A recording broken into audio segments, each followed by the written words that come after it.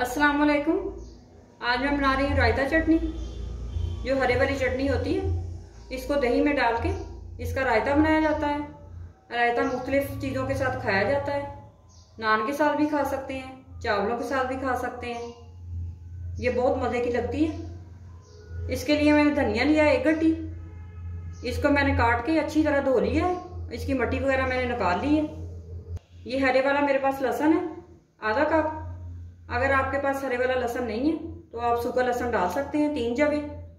ये 5 अदद मैंने सबल मिर्चें ली हैं। ½ टीस्पून नमक लिया है। नमक आप अपने टेस्ट के हिसाब से डालें। ये पानी लिया है। अब चटनी बनाना स्टार्ट करते हैं। मैंने ब्लेंडर लिया है, इसके अंदर धनिया ऐड करेंगे।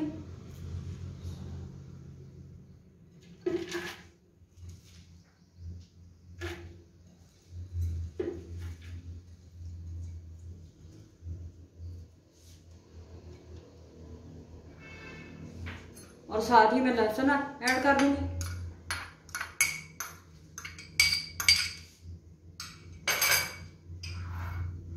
नमक जाएगा।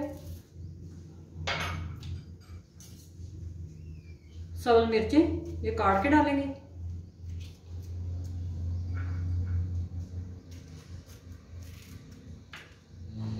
पानी डालेंगे हस्बे ज़रूरत। ज्यादा पानी ऐड नहीं करना, बस इतना पानी डालेंगे। तकरीबन इसमें आधा कप पानी गया है। अब इसको चलाते हैं ब्लेंडर को।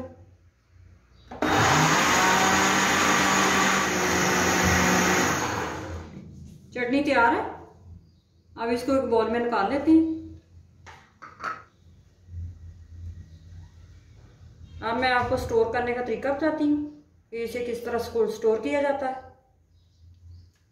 चटनी को आपने 5-6 दिन के लिए इस्तेमाल करना है तो आप नीचे फ्रिज में रख दें और बिल्कुल ख़राब नहीं होती।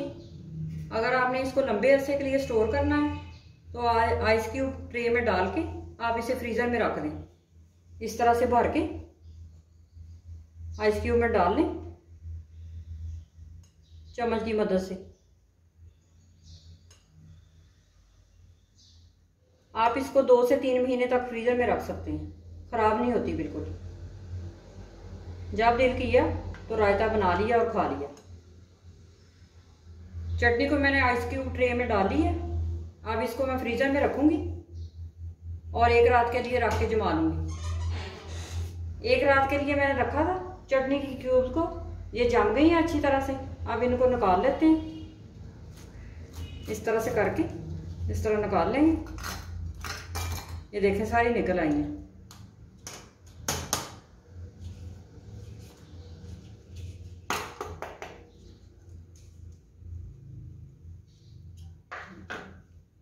ये भी निकाल लेते हैं।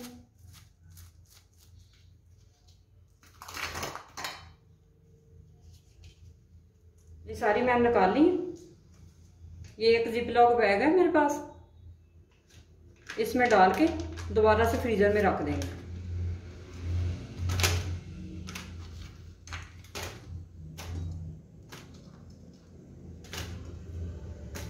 दो से 3 महीने तक आप रख सकते हैं इनको। टाइम की भी बचत हो जाती है और जब दिल किया निकाल के रायता बना लिया।